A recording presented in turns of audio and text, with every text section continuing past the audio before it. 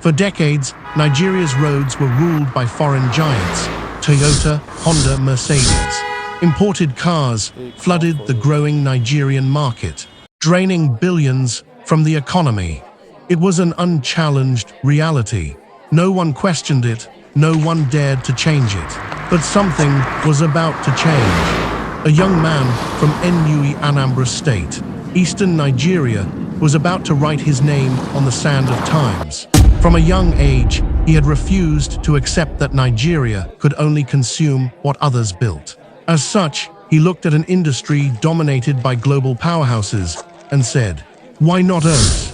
That man was Innocent Ifediaso CHUKWUMA, the founder of Innoson Motors, Nigeria's first indigenous automobile company. The dusty streets of Nui, a small town in southeastern Nigeria. In this town, known as Nigeria's hub of industrious men, a young boy named Innocent Chukwuma was born into a humble but hard-working family. He was the youngest of 6 children, a quiet observer of the world around him, learning from the struggles and triumphs of those who had come before him.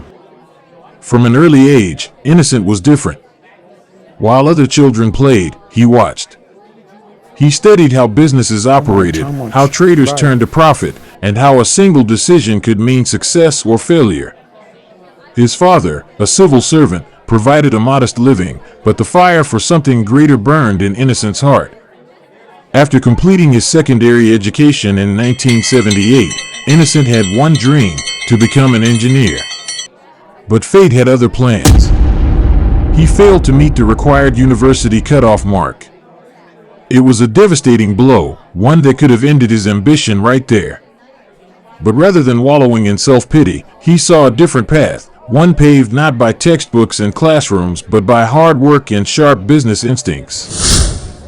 With nothing but a hunger to learn, he turned to the Igbo apprenticeship system, a system that have created more millionaires than any university in Nigeria. Innocent became an apprentice under a well-known motorcycle parts trader, Chief Romanus Onwuka. The days were long, the work demanding, but Innocent soaked up every lesson like a sponge. He understood that knowledge was not just about reading books. It was about observing, adapting, and finding gaps in the market.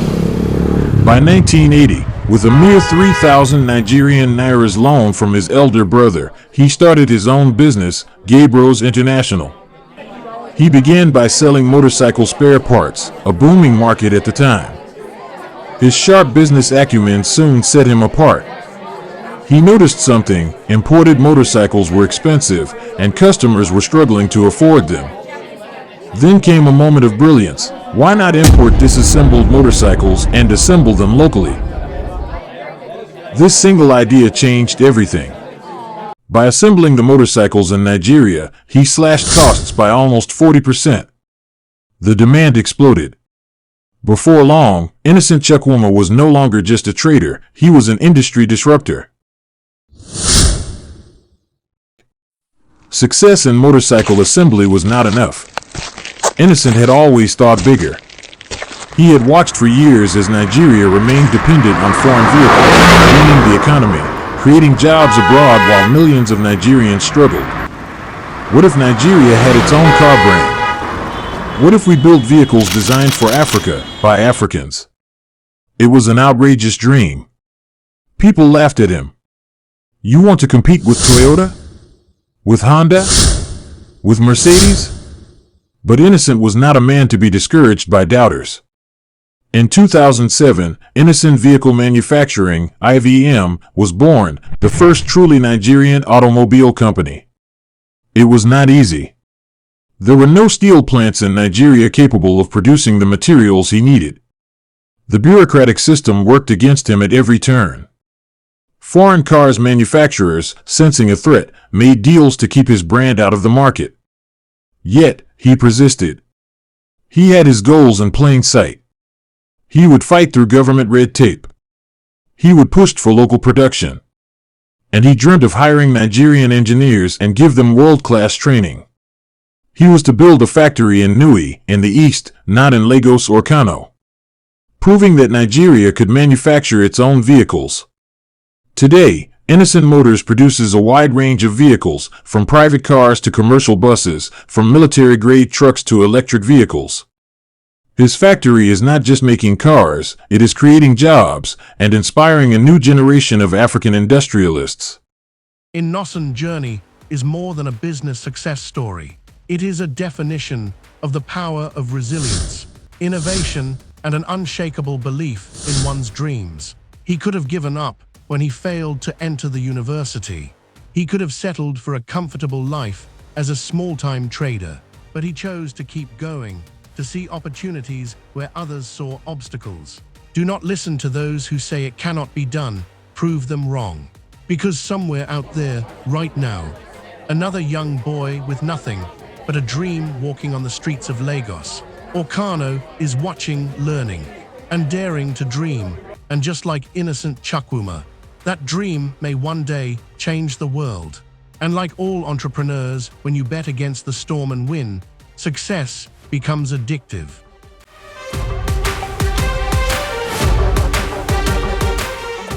When he rolled out his bikes, prices dropped by nearly 40%. And suddenly, mobility was within reach for thousands of Nigerians. But just like the Wright brothers who invented the aeroplane, Innocent wasn't thinking small. If motorcycles could be built in Nigeria, why not cars? That question would lead him into a battlefield no Nigerian had ever entered, not even business titans, the likes of Dangote.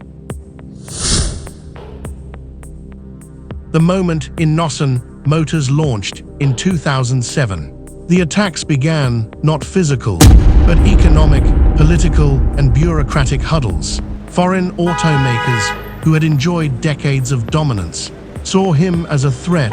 Suddenly, policies that favored imports became even stricter. Government agencies dragged their feet. Import tariffs fluctuated in ways that made local production harder. Suppliers, many controlled by foreign interests, suddenly raised prices or delayed shipments. It was like a crossroad for the great businessman. He knew to survive, he needed to find a leverage. On national dailies and social media spaces, his own countrymen questioned him. Can a Nigerian company really build cars? They asked. The doubt wasn't just external. It was systemic, deeply rooted in a mindset that saw foreign products as superior. But Innocent was relentless. To succeed in business in the Nigerian terrain, you need to be relentless. And you need to know someone that knows someone that knows someone. A long chain. Innoson knew being a big fish in a shallow water, he needed to move strategically. So when foreign suppliers tried to sabotage his production, he went straight to China, not to beg for help, but to learn. He struck deals, acquired machinery, and brought back the technology Nigeria lacked. Unlike others who simply rebranded Chinese cars, Innoson insisted on local manufacturing. Initially, he wanted a 100% production in Nigeria at the initial stage, but had to settle for 70%. Still, the fight wasn't over. Innoson expected the same from Nigeria. What he got instead was indifference, bureaucracy, and policies that seemed designed to crush local manufacturers.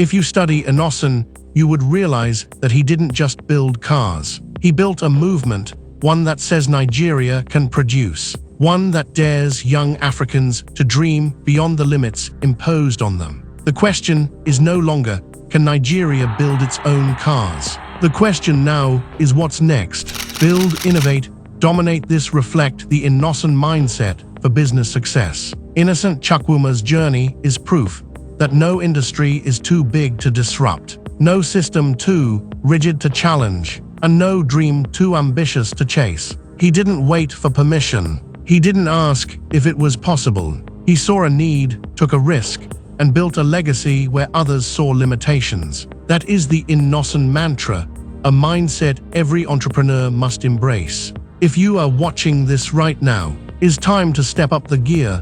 Don't just consume, create. Nigeria was flooded with imported cars. Yet Innoson asked, why can't we build our own? Every industry has its gatekeepers, but true business leaders don't accept the status quo, they change it. The story of Innoson proves it's possible to turn obstacles into opportunities. When foreign suppliers raised prices, he built his own supply chain.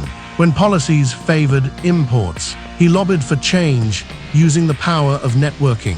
This is a reminder that business challenges will come, but they are fuel for innovation. Adapt, strategize, and move forward. Many doubted that a Nigerian company could make quality cars. Ignore the noise. The world only believes after you succeed. Until then, your belief in your vision must be unshakable. When you look at this great Nigerian company, you will realize that Innoson isn't just about building cars. He is building an industry, a national identity, a revolution. Business isn't just about making money, it's about impact. If you are a small or big business owner, never forget that. If you wait for the perfect time, you'll never start. If you wait for approval, you'll never lead. If you want success, be bold enough to create it. So to every entrepreneur, every dreamer, every disruptor, build, innovate, dominate. The future belongs to those who dare to create it. Don't forget, dreams are only impossible until someone proves they're not. Innoson dared to believe in Nigeria when no one else did. And he made history. Now it's your turn. If his story moved you, if you believe in African innovation, in resilience, in the power of an idea, then join us, subscribe, stay inspired, and be part of the movement shaping the future, because the next great story might just be yours.